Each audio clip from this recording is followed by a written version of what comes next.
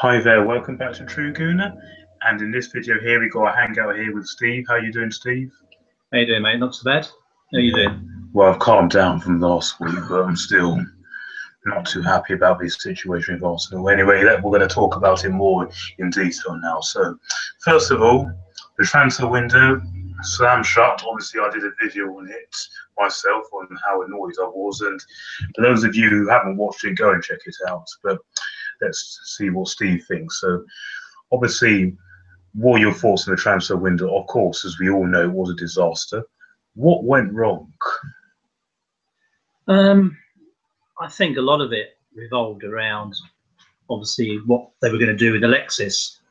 I think it was a question of he was going to sign Lamar, but he didn't want to sign Lamar if he was going to keep Alexis. And I think a lot of it was hanging around who was going to go rather than who we were going to get in. I mean, Mustafi seemed like he wanted to go, which then meant we were going to sign a defender possibly, but then he didn't go, so we didn't sign a defender. Alexis was going to go, but then he didn't go, so we didn't sign Lamar. And I think it all just got, as it always does with us, it all just got last minute, isn't it? You know, we suddenly put in this big offer and gave the guy probably an hour to make his mind up, bearing in mind he was also playing for France that night. Exactly. But so just got a bit, sorry. So it just really ended up being a bit of a mess, really. But the thing that also got me about it is why wasn't this done ages ago? Because Lamar, I believe, pretty much all summer after we bought Lacazette was our #1 target. So was it due to the fact that Liverpool came in at the last minute and tried to make aggressive moves to get him? Why wasn't this done beforehand? I don't know. I mean, what goes on in Wenger's mind, I have no idea. I mean, he obviously wants to keep Alexis. I mean, I don't know what stories are. Does Alexis really want to go to Man City? Does he, you know, he obviously wants to play in the Champions League, but then all players want to play in the Champions League. I think, as you're right, you said, I mean, back in, you know, August, even at the end of the season, you know, if it became apparent that these players want to move, then I'm of opinion, then let's move him. You know, let's get in players that actually want to play for the club. Exactly. Well, we do want players that want to play for the show, but don't forget, he would have caused a big backlash with the fans if he had gone to City. I certainly wouldn't have liked it. I would have been horrified to see that. But the main situation here is that Wenger also, all press conference after press conference, all summer long, was saying, Alexis, not going, forget it. He was saying that very strongly. Do you actually think they were ready to sell Alexis, but because Lamar didn't go through and we didn't have enough time to find a replacement, did you think that was the only reason why it actually didn't happen? Do you know what the actual real reality actually was? I think possibly when he was saying early doors that he's not going to go. I mean, obviously, if Alexis keeps banging on his door saying, I want to go, at some point you've got to make a decision. He's got a year left on his contract. He's what, 29, and somebody's going to offer you 60 million for him now, and you can go and buy someone like Lamar, who was what, 22, 23? Yeah. You know, and Lamar's 22. Yeah, so I mean, you've got to look at it from that point of view. If he's always going to want to go and he's adamant of going, so the only reason he didn't go in the end was because we couldn't get a replacement, then, you know, are we going to get a good season out of Alexis now? Bearing in mind, come January, it's all going to start again, isn't it? Yeah, definitely. Do you actually reckon on that he'll actually give 100%? Because I've seen lots of reports over the weekend that he's very, very angry that the move stumbled and the move didn't go through. And there are even some reports saying he'll never play for Arsenal again, which I don't think that is true. I think that's just the media making up rubbish as usual. But do you actually reckon he'll give 100%, or do you reckon his mindset, and how do you think he'll go down well in the dressing room? I think Alexis is that sort of player. He just likes playing football, doesn't he? Yeah. You know, and I think he'll give it 100% when you know he plays against Bournemouth. If he plays against Bournemouth, which I imagine, you know, he will. I think he'll give 100%. I think he's just that sort of player. You know, he's very passionate. He's more passionate about football than he is about playing for Arsenal. Yeah, definitely. You know, yeah, definitely. You know, that's just the way it is. Just the way it is. It's just the way it is. Yeah, we know he's always keen to get things going. You know, he's always keen to play, but he is also does also kick off a strop a lot when he doesn't get played, when he gets substituted off, he when results don't go our way. You saw what happened at Bournemouth, and you saw what happened at Bayern Munich. So he has also got that in him. So do you reckon that could have an effect? Do you reckon results can also have an effect, and how much he gets played? Yeah, I mean, I think there was some talk about Wenger's obviously going to he's got to have some sort of clear the air meeting with the players, you know, Wednesday, Thursday when they get back together, because it's basically got two players in the squad that have shown they want to play somewhere else. So you've got a lesser extent Mustafi. Oh yeah, he's only been with us a year. You know, he would have gone if Inter Milan or they'd have come up with a deal and we could have got a replacement. He would have gone, wouldn't he? But Arsenal wanted most all their 35 million back, and Inter Milan weren't prepared to do that. They were keen to do it on a loan deal, and Arsenal weren't prepared to do that. That's why he stayed, because we couldn't agree a fee. And also, you're leaving yourself short, aren't you, at the back again? Obviously, you let Gabriel go. Van Dijk, Virgil didn't want to move, or Southampton wouldn't let him go this season or this transfer window, because he would have been an ideal replacement, wouldn't he? Absolutely. He's obviously hung on to Chambers. Is that because he thinks he can get something out of him, or is it just, nobody came in for him? Same with Debussy. I mean, these players, why are they still at the club? But now Ox has gone. He hasn't got any real cover at right back now, has he? No, so he's got to keep Debussy now. Yeah. So it just all got very messy. These players you're thinking are going to go, have ended up staying again. Yeah, and also, why is it that we keep allowing our players, do you reckon, to go into the final year of their contracts? Because it's Alexis thing. He should have signed ages ago. The club should have sorted all that out. The same with Ozil. Don't forget, he still hasn't signed. I know we're hearing that he wants to stay and he's ready to sign, but why isn't he signing the contract? And also, Jack Wilshere, same situation. Same with Aaron Ramsey. We've still got these players. Well, Koscielny, isn't he? You've got three players. You've got Ramsey, Wilshere, and is it Koscielny next year? Will be in their final year. I think Koscielny signed. I think he signed last January. I think Koscielny's done. Somebody else. I can't remember who it is. Ramsey, Wilshere, Ozil, and Alexis. I don't know about any others. Oxlade-Chamberlain was, but he went. Yeah. So, but I mean, it just seems to be the trend now that clubs are letting players run down their contracts. I mean, yeah, but you don't see other clubs doing that. Liverpool only do have it with Emre Can, but everyone else is all secured. Tottenham don't do that. Manchester United don't have that. Chelsea don't have that. So why do we? Why is it only us? It's just something that the board and the manager have decided that's what they're going to do, and it can't be the right way to do it. I don't understand that. If a player doesn't want to play for the club, get rid of him. Yeah, True. I've always said if you're one of you have to play for the badge and play for the club. But I seriously think Alexis is a too big a risk to lose. I think. Do you think if you clearly wanted to go, we should have cashed in on him beforehand and got it done, or do you think Arsenal were right to keep hold of him? Because I personally do think Arsenal were right not to sell him to Man City. Yeah, I think if Bayern Munich or PSG or that sort of a club had come in for him, I probably would have had a slightly different opinion. But if we want to challenge for titles, and you don't sell your best players to your closest rivals. Absolutely not. I don't consider the Ox going to Liverpool in the same category. Anyway, shop of them. Oh, I do. We'll come on to that in a minute. We'll come on to that. Oh, I do. Yeah, but I think going to Man City would have been the worst scenario. But that still might happen, mightn't it? Come January. Oh yeah, I can guarantee you they'll be back. They won't be back for 60 million, but they might be back for 40 million or 35 million. Or, Little's 30 million. They said they'll be back. Yeah, definitely.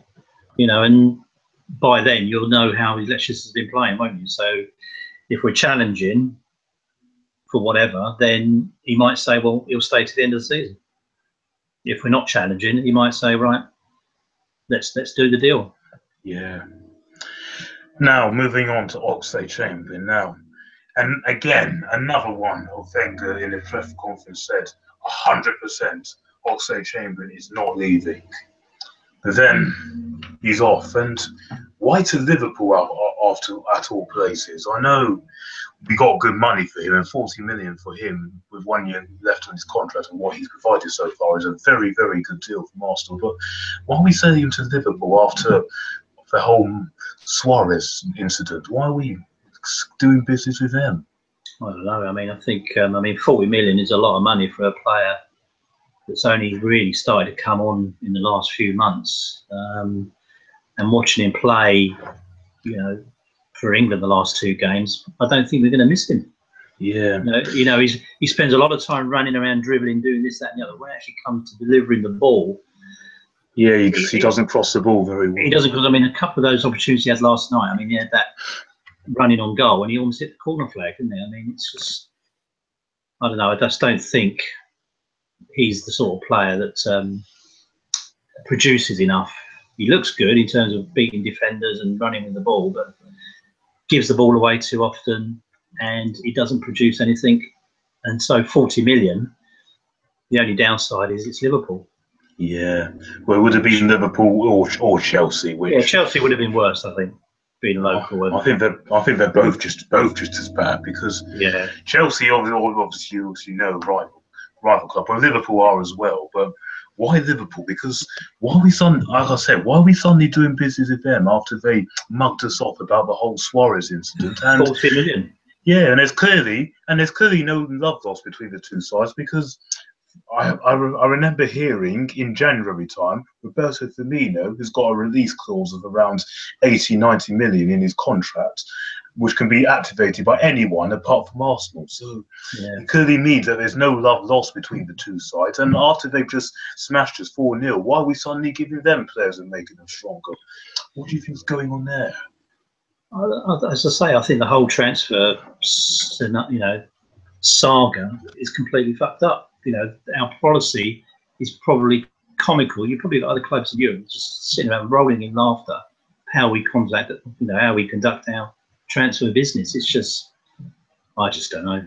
Yeah. How can we end up in a transfer window challenging for honours? We end up in a profit. Exactly, because and then what was all this? We were told a day before the window shut about Kroenke coming out and saying we got more money. I was like, what's all that about? He's stolen it then, isn't he? Stolen it for other things, because he's not prepared to put his money into the club. No, we had 200 million before the transfer window, so we end up in a profit. So by my calculation, we should have had in excess of 200 million to spend on players, and we could have got Mbappe, we could have bought Lamar, we could have bought Mahrez, we could have bought Virgil, we could have bought Goretzka, we could have bought Draxler. We could have got Draxler, Mahrez, and Goretzka. Exactly, and it baffles me also why on deadline day there were clearly players available: Van Dijk, Mahrez, Draxler, Goretzka, like you all said. But why didn't we actually go in for him when it was clear that we needed areas to fix? Centre midfield, centre back, and possibly a replacement for Chamberlain. Why do we have to go out on Lamar? And I keep saying, yes, Lamar would have been brilliant to me and you possibly, and a lot of other Arsenal fans would have loved to have him. But all I keep saying is, where is the plan B? Because we just never seem to have one. Because Chelsea never got their number one targets, but they always had a plan B. That's why they ended up getting people. Well, I think once the season had finished, they should have got these players around the table: Ozil, Chamberlain, Sanchez, Mustafi. If there was any inkling that you wanted to go, all those players should have said to them, right, by the end of July, or by the end, middle of August, before the transfer window really kicks in, we want a yes or no. You sign the contract for another 3 or 4 years, whatever it is, or you don't. And if you don't, thanks very much. We'll look elsewhere. Get a commitment from these players. You're signing on for the club. We want you to play for the club. We want you to stay. We'll pay you the money. We've obviously offered Sanchez, 280 million or 208,000 a week, whatever it is. You know, he doesn't want to play for us for that money. He wants to go and play for a club that's in the Champions League. Great. So, you know, fine. You know, you want to play for the badge. We want players who want to play for the badge. Absolutely. And so, come the end of July, those players should have been out the door in terms of either, right, you're going to be moving, so we're going to put you to one side, we'll negotiate your selling price and who's going to buy you, blah, blah, blah. And now we're going to concentrate on who we're going to get in to replace you. So come the beginning of August, we've got our target sorted, which gives us 3 or 4 weeks to work out contracts and payments and, you know, haggling, whatever it's going to be. Because, you know, you wait to the last minute, the price only goes up, doesn't it? Yeah. You know, they know you're desperate. So, yeah, okay, you've offered 90, we want 95. Or we want 100, or, you know, whatever it is. So you get the players sorted, work out who's staying, who's going, the ones that are going, forget them, they're gone. Let's concentrate on the new ones. And the fans will then get on board with that.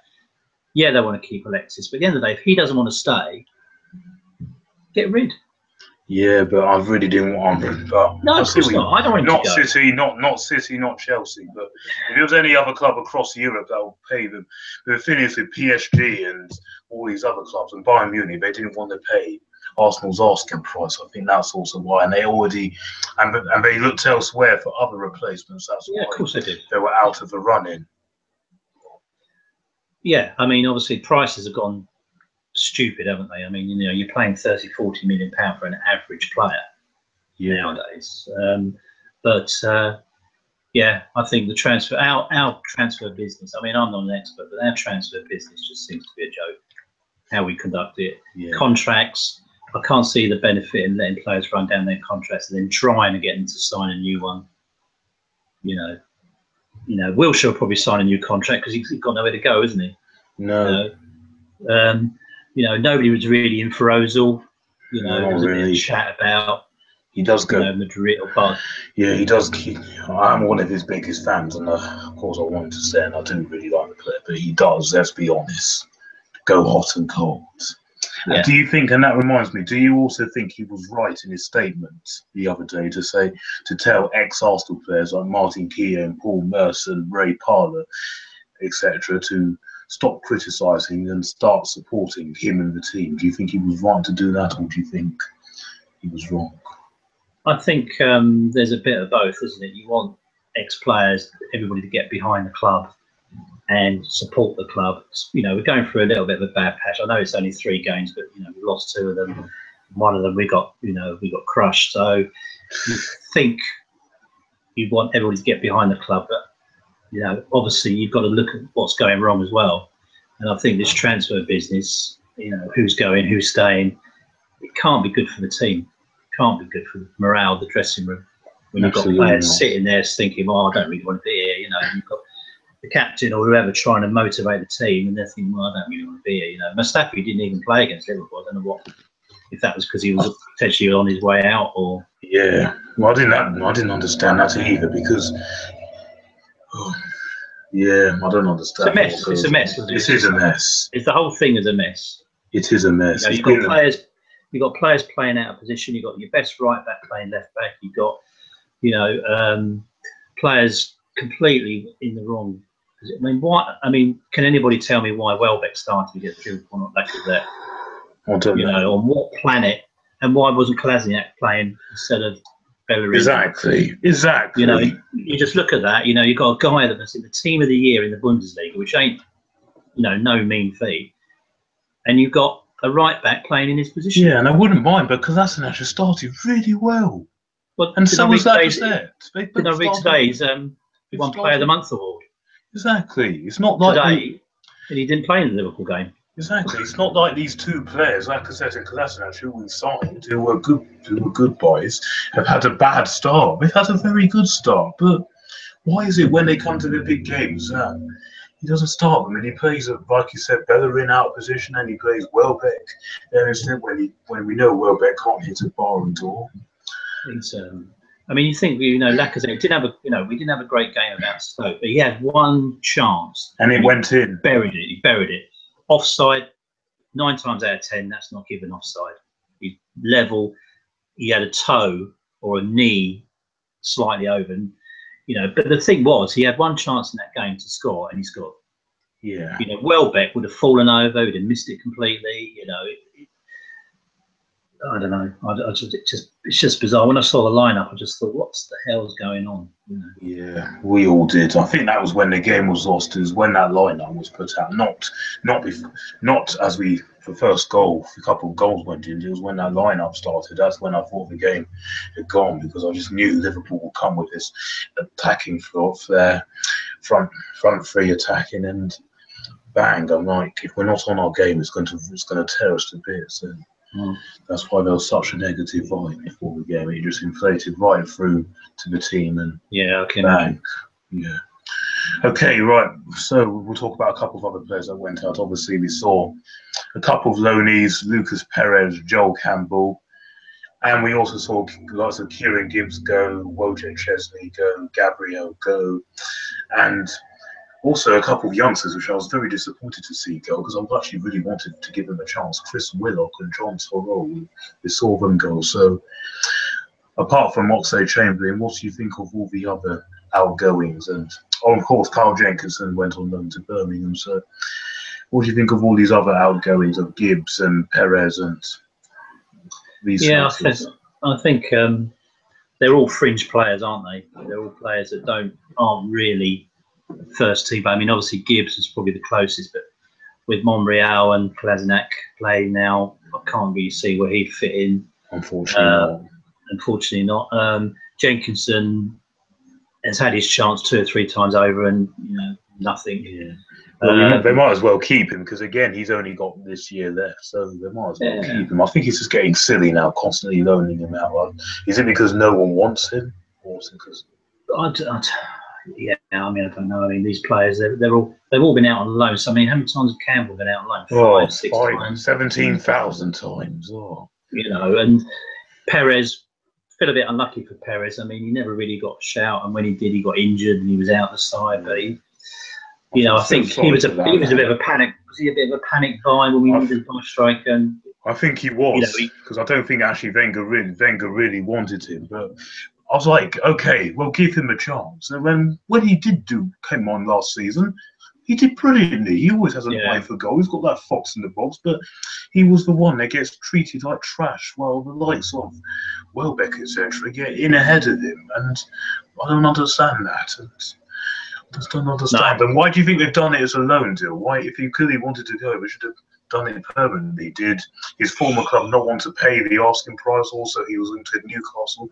Didn't they want to pay what Arsenal wanted? Or I think that comes down to money, wages, and fee, isn't it? They did want to pay the money, so take him on loan, and then sort it out next year. You know, he's off the books, isn't he? He's off our books, which is what they want to do. I think all these fringe players, we needed to get rid of them. But we haven't really signed any replacements for those particular players. We haven't signed a replacement right back, quality right back. So we're going to go with Bellerin and Debussy. Yeah. And then the other players, again, we've kept people like Rian Adelaide and Bielik and Nathan. Yeah, Zelalem and Akpom. They've all stayed. I mean, again, Zelalem, what's another talent? Rene Adelaide. I mean, I suppose they're all going to play in the Europa Cup, aren't they? That's what they're doing. Yeah, they've got 6 games. 6 games. Squad, they've got 6 games to play, plus the card, whatever cup is now, whatever it is. Carabao Cup. I always call it League Cup. That's always the League Cup. So I mean, they're going to get a few games, aren't they? So I'm interested. I'm looking forward to see Reece Nelson get a few games. I think. He looks very promising He looks very promising. Yeah. So does Joe Willock. I also like the likes of Joe Willock and Ben Sheaf. They also look good. But I want to actually give these youngsters a chance. Like, we didn't give Toro a chance. We didn't give Willock a chance.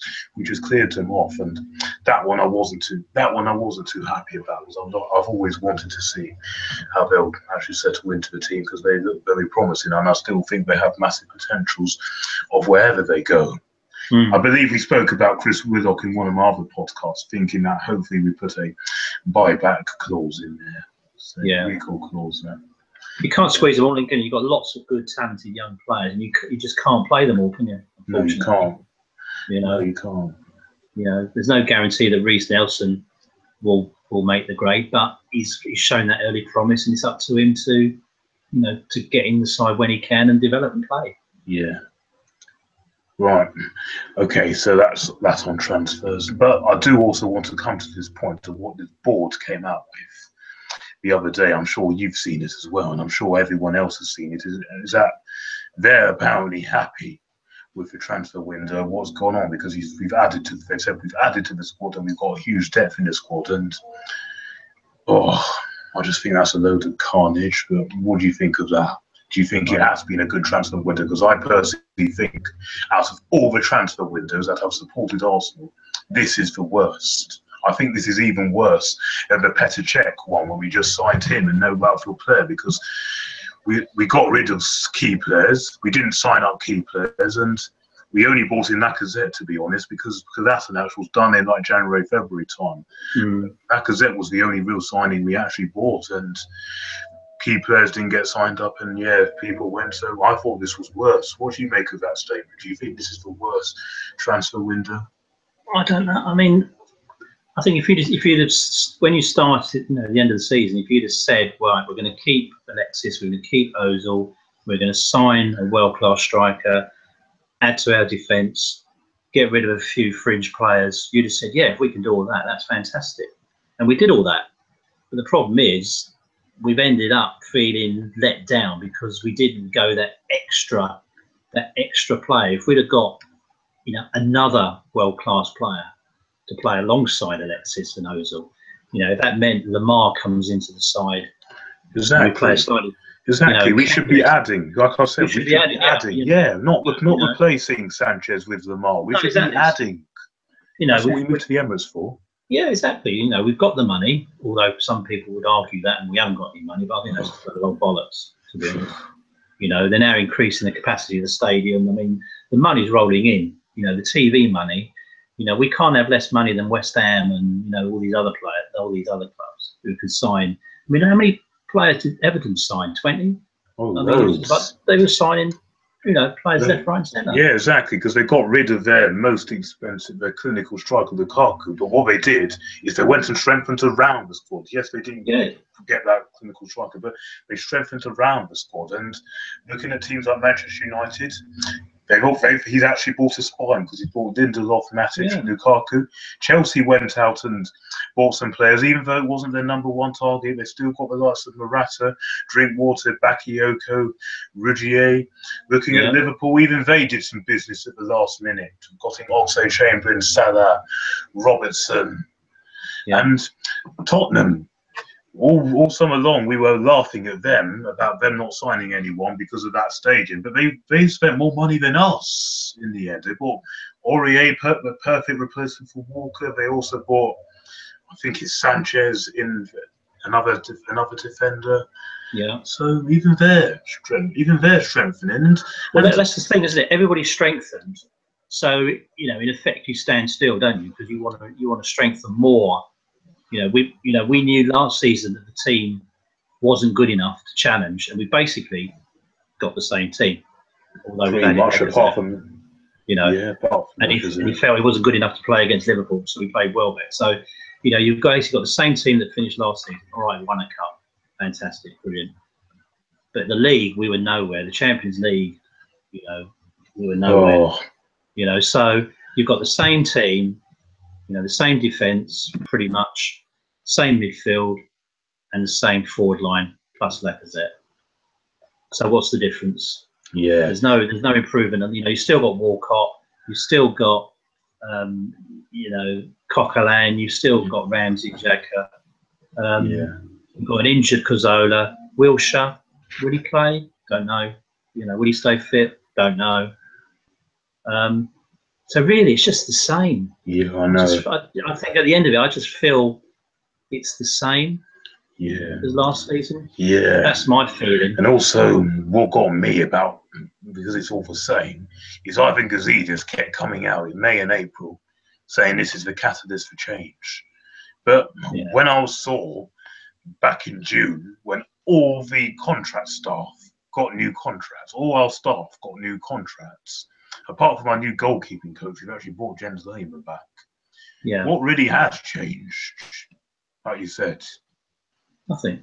Not really. Nothing. Nothing.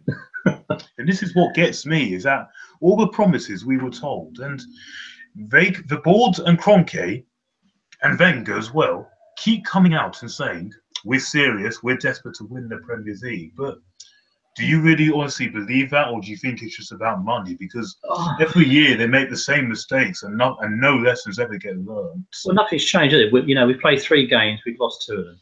And we only just about beat Leicester. Yeah, it was very unconvincing, because I said if we kept defending like that, there'll be problems. Exactly. So, we're 6 points behind United. We have to beat Bournemouth. Bournemouth is a must-win game. We don't beat Bournemouth and we go to Chelsea and lose there, we could be 12 points behind United after 5 games. And you're thinking, that's relegation fall, for God's sake. Exactly, yeah. And you just think, what? Especially how we ended the season last season. I know we didn't make the top 4, but we won 6 of our last 7 games. But I'm now really thinking that was just a fluke, because everyone else pretty much was on the beach. Yeah, so we're meant to be carrying that. Surely we're meant to be carrying form from that into the new season, but it doesn't look like it. No, we're just carrying on where we left off before those last 6 games, aren't we? Yeah. This is where we were when we were losing to everybody and falling out of the top 4.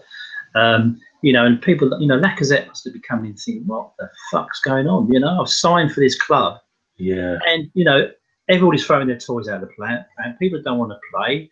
I'm not playing. And when I'm playing behind, I'm playing on the left side of, whatever. You just think, you've signed a striker for silly money and you're not playing him in his position, or you're not playing him at all. Exactly. It makes absolutely no sense. Absolutely no sense. Any other club, the manager would be out the door by now. Exactly. Except for us. Exactly.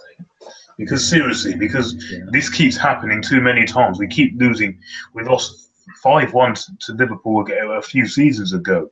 We lost 6-0 to Chelsea, 8-2 to Man United, 5-1 to Bayern Munich, not once, not twice, but 3 times. 4-0 to Southampton, and there's more, 4-0 AC Milan. The thing is, how long do we actually have to persist with it? And what gets me is that this doesn't happen to any of our rival clubs. Manchester United, I've known it to happen twice, when they lost 6-1 to Man City and 4-0 to Chelsea. Liverpool, I've known it to happen once, when they lost 6-1 to Stoke. But it doesn't. But the thing is, with Arsenal, it happens on a consistent basis, and we as fans do not deserve this. So why do you think they keep allowing this to happen and nothing ever gets done and nothing ever changes? I think the players aren't accountable, are they? They just go through the mode. We collapse. That's basically what happens. We collapse when we against these top sides. We collapse. If we're playing well and we get in front, and we can do the job, but we can see the goal against these top sides. We just the tools go down. We play out of position. The players lose their bottle, and and it's just they could score 10. We lose these games 4 or 5-0. They could score 10. I didn't see the Liverpool game, unfortunately, but Czech basically blind and so it's bad. Yeah, he did. Well, good job you didn't see it, because you would have cried just like I did. I literally I kept screaming at the TV. That's part of the reason why my throat went last week. Why I couldn't do this hangout, because I was just drained and just shouting about. I was following it on Twitter. I was at a barbecue and I was following it on Twitter, and the ranting was from the kickoff. Really, we were playing so bad. Yeah. People couldn't believe we weren't behind until, what was it, 20 minutes or something like that. Yeah. But Liverpool can do that. That's what Liverpool do. Oh, absolutely. So why play an inexperienced lineup?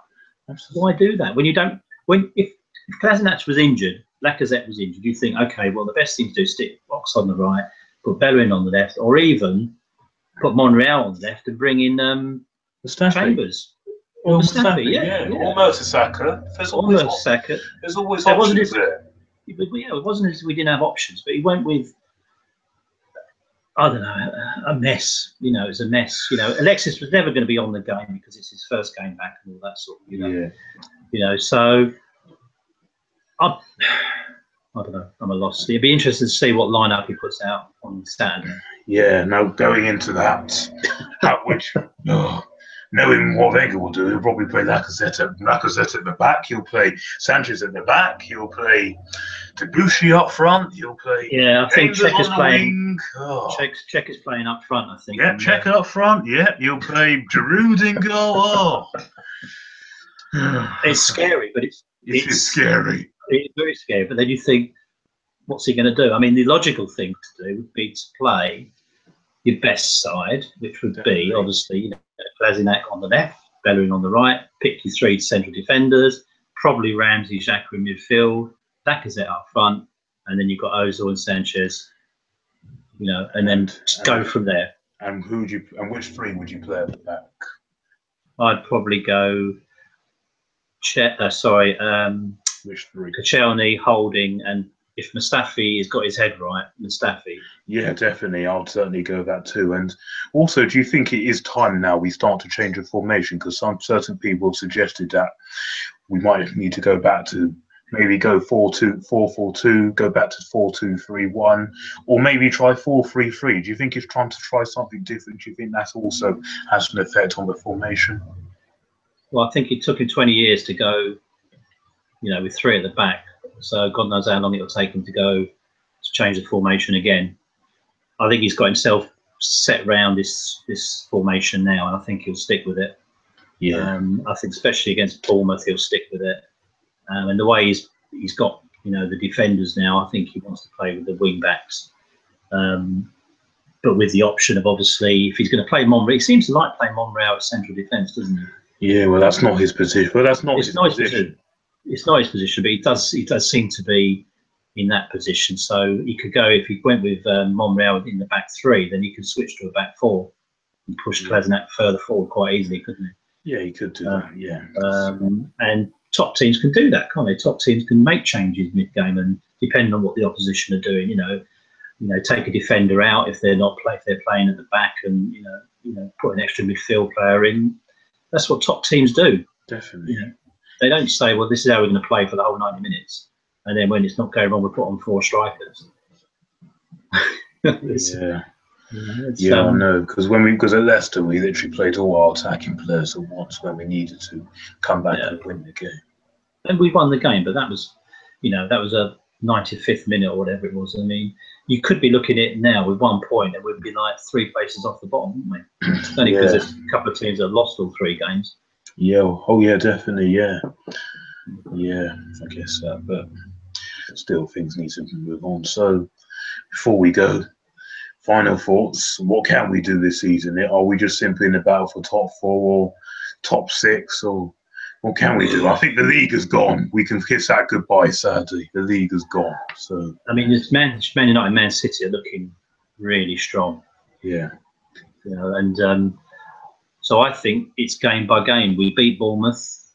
We go to Chelsea. We try and get something out of that game. Then I think we've got the European game, haven't we? Cologne. Yeah, we've got Cologne next Thursday. Then Chelsea, then Doncaster in the cup, and then West Brom, and then Borisov, then Brighton before the next international break. So really, the Chelsea game is the game, isn't it? We should win all those games, and then it's just what we do against Chelsea. Yeah, if we can win all those games and get a point against Chelsea, I think that will be a good. That gets back on some sort of level. It will. It will. And then see where we are. We could still be 8 or 9 points behind Man United. We could, they could lose a game, but they're looking very strong. City are looking strong. Liverpool are looking strong. It's early days. You don't want to be writing off the season after 3 games. No. But the next 5 games, we've got to be getting 12 points minimum. Yeah, we can only have. Before now, with the next international break, I think we've got 4 league games: Bournemouth, Chelsea, West Brom, and Brighton. I think we can only afford to slip up 1. And that's slip up more than But obviously, I really want us to go and actually beat Chelsea. I don't want to keep going there and saying, "Oh, I'll take the point," or write the game off, because these are the teams we have to be going toe to toe. We have to start beating before we can really say we're really a serious side. It's those other games will get tested, but of course you also need to be consistent to get in the games that you should win. And all you have those to other win the games games you should win, and then take the points. You know, if we beat Chelsea, just think how that'll flip our season. Yeah, if we went to Stamford Bridge and beat Chelsea, everything will then start to feel a bit more positive again. You know, especially if Lacazette gets a couple, Sanchez looks like he's happy. You know, Ozil creates a couple of chances. The whole thing can change. Definitely. Just like last season when we lost the opening game to Liverpool and drew with Leicester,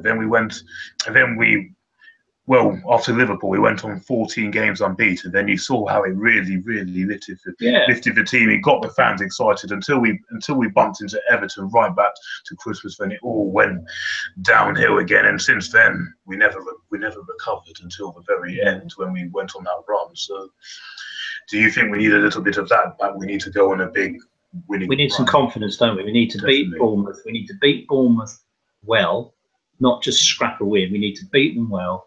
You need to go to Chelsea in a positive frame of mind, get a result, and then take that into the next game. And what the other teams do, we can't control that, can we? We can only control what we do. Yeah, we just have to concentrate on ourselves. That's all. You know, we don't want to be out of the Europa League after 2 games. So we want to beat Cologne, we want to beat Bate, and then be top of that group. Confidence, young players playing well. And that just lifts the whole club, isn't it? And then whatever happens with Sanchez, all you're going to hear between now and January is Man City coming back in for Sanchez. Man City coming back in for Sanchez. Sanchez wants to go. Forget all that. That we can't do nothing about that. So let's just concentrate on the games, get a win, take it into the next game. Absolutely. You've summed it up perfectly. That's all we need to do. Okay, right. So that is the end of the podcast now. Thank you very much, Steve, for joining me. We'll have you on again next week. Hopefully we'll talk more positively after we've beaten Bournemouth, but that'll remain to be seen. And we better. If we lose to Bournemouth, I'll leave the country. If we lose to Bournemouth, I won't be in the country, I don't think. Oh, I don't think anyone will. We have to win that, like you said, convincingly, Bournemouth haven't picked up a single point yet all season, so that will be a dangerous game. So we can't take that for granted, because they'll also be wanting to kick off their season, and they'll know the state we're in at the moment. So they'll think, this is a great opportunity to get them the perfect time. So can't take that for granted. Yeah, all right. Wilshere off the bench scores in the last minute to win the game. Yeah. But like I said, we want a convincing win, but if that was the case, if that meant 3 points or nothing, we'll take that. 3 points, definitely. Yeah. Okay, so thank you very much for you for watching, and don't forget to leave in the comments below your thoughts on the transfer window, your thoughts on what we can do this season, your thoughts on your strongest lineup, and your thoughts on whether we can beat Bournemouth. My Bournemouth preview will be out later on this week, so make sure you check into that. And also, for those of you watching, if you'd like to join me on the Same Old Arsenal podcast tomorrow, 9:30, I'm actually going to be taking on this Arsenal quiz with Lee Judges and a couple of others. So do actually feel free. Do actually feel free to join me there and see my actual knowledge on there. It's the Same Old Arsenal podcast, 9:30 tomorrow. So do feel free to join me there. Looking forward to it, and onwards and upwards, and keep supporting the team, and let's get behind the team now. Let's put away the misery. Let's just get behind the team. The team needs us, and keep supporting the boys. Come on, you Reds.